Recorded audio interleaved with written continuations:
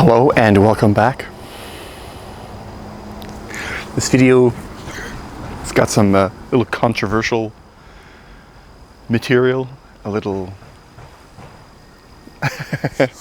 little controversial stuff in here. In life, don't suppress anything.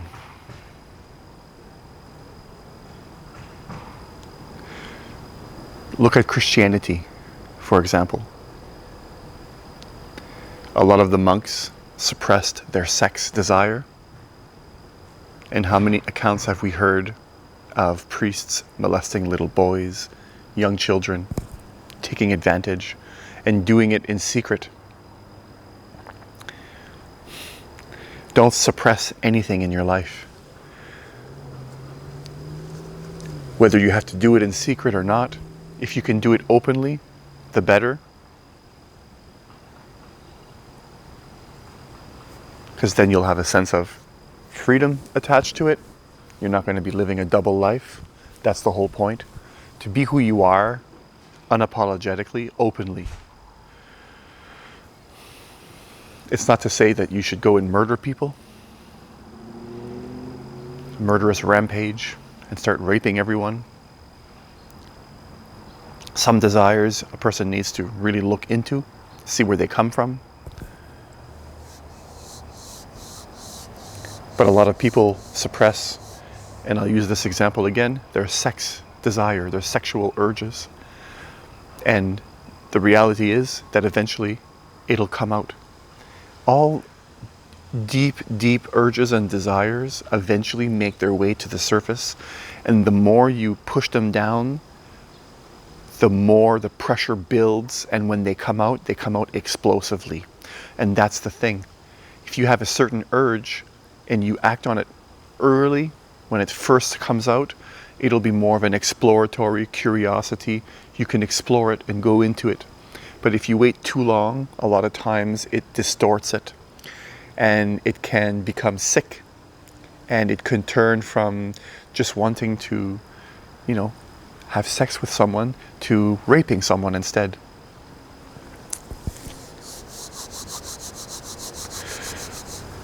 The purpose that we're here, each and every one of us on this planet, first of all, I don't really believe that there is a purpose, truly. But a tree grows, grass grows, rain falls, and none of these things are right or wrong. Sun shines, and the human experience has desires. Imagine if the sun said, no, I'm not going to shine. It's wrong. It gives people sunburns and can cause cancer. I'm not going to shine. Well, kind of an extreme example, but when you do the same thing with yourself, see, when you try to change who you are and stop your deeper desires in order to fit into a societal idea, then you're doing yourself more harm, and there's a huge potential for you to do greater damage later.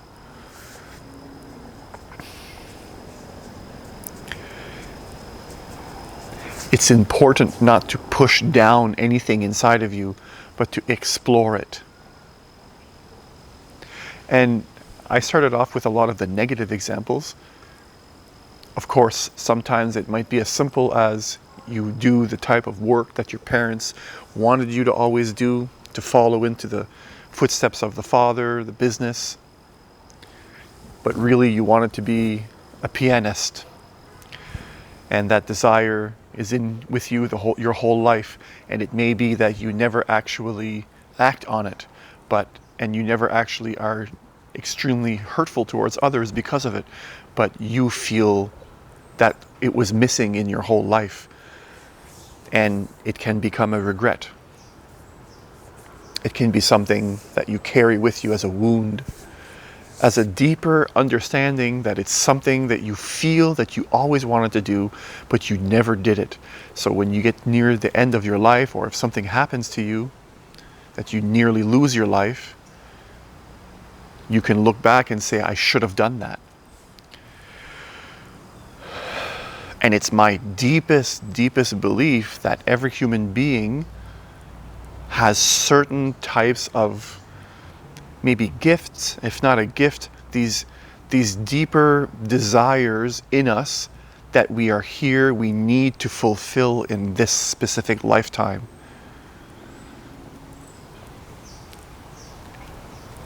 Again, it's like using the example of a plant. If a flower stopped itself from opening up because all the other flowers around it weren't opening, well, I better not open, I'll be the only one. I mean, like, it just doesn't make sense, right? It just doesn't make sense.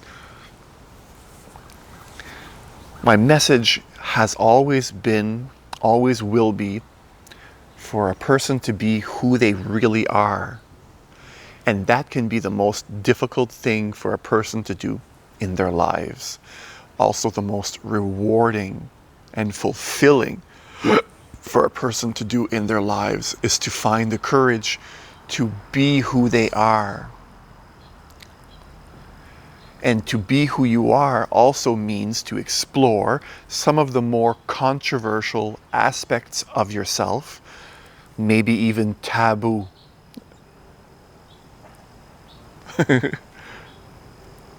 Find a healthy source for you to participate in some of the deeper desires. Find an outlet in a way that you don't need to necessarily live a double life, so that you can explore it. Be as open as you possibly can with these things, because the sense of fulfillment and freedom you're going to feel is enormous. You're going to realize that when you start acting on these things, that everything else is just a cover to make other people not judge you, to avoid conflict. And really, in the end, you're only hurting yourself. Because in the end, the whole goal of life is not to be a good person.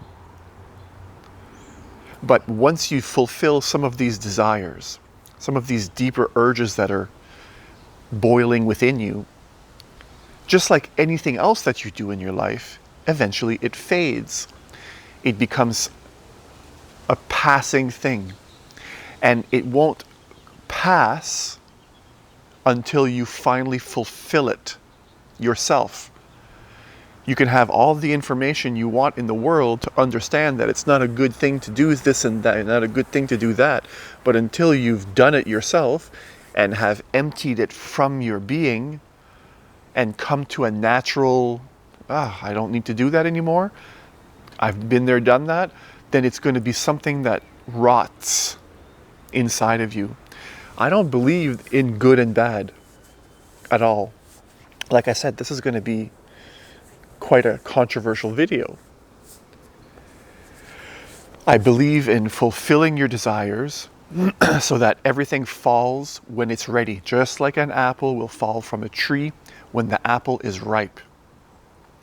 Some people need to explore the lustfulness in their hearts, in their desires, if you will, in their deeper being. And I say deep, and I say the suppressed, the hidden. Okay? You need to explore these things in life beyond the judgments of others without confining yourself to a societal belief, so that when it does drop, when it does fall away, it's not because someone told you and then you want to do it all your life and it builds and potentially one day explodes through you, but you've done it, you've explored it, and you've seen for yourself that it's nothing really special, that it was just something you had to get over and experience for yourself, and then it drops. It goes away by itself. For example, in spirituality, you can follow Tantra. You can explore the tantric path if you feel a lot of pull towards sexual desire and those sorts of things. If you feel like hurting other people, aggression. There's asceticism. There's all kinds of practice where you can starve yourself,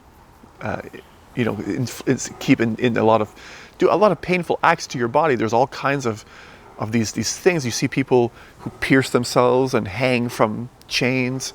I mean, these things might not be for everybody, but there's some people in the world that this would completely fulfill a specific urge that most people are not going to understand, but it's not for most people to understand. Certain things in life are there for certain people in life.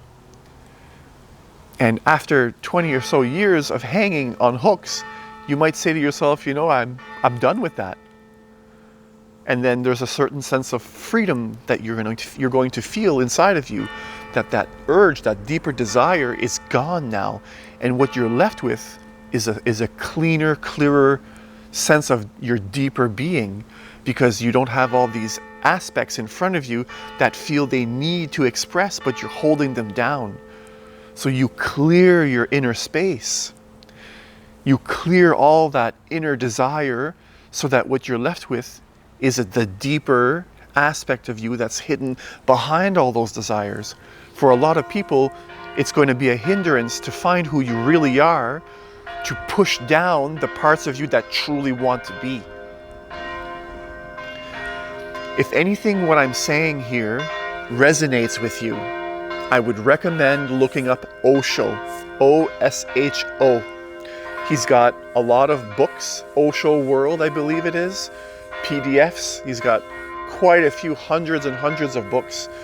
And there's some videos on YouTube you can follow, but I would recommend his books because the videos that I found don't have the full discourse.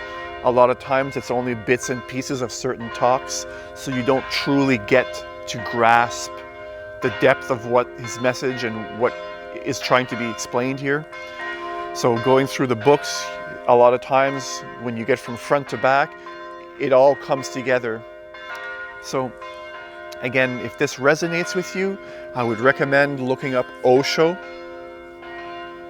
He's got lots of PDFs online, and I read close to 100 of his books myself, and for me, this resonates with me as well. I've always had a belief that I don't judge anyone, that whatever a person does to me is really, that's up to them, it's their business. That's always been my approach in people. I've always been able to see past what a person does and what a person desires to do, but to see the deeper essence within them. And to me, those teachings resonate very, very deeply with me, because I feel a lot of people hold themselves back from doing certain things, but once you do them and you explore that part of you, when it's ready to drop, it drops. And after it drops, there's a sense that, a fulfillment that you cannot explain. And it's not that it's not that you get fulfillment from doing that act, but it's that doing the thing itself, eventually you come to a point where you lose interest in it naturally. And by losing that interest in it, you see that it was only an ego desire. You can see it's only desire itself. For some of us, we need to explore desire by exploring the desires within us.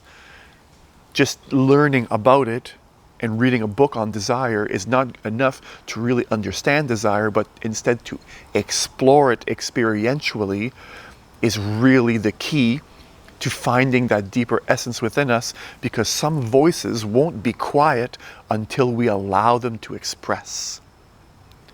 And that's the message of this video.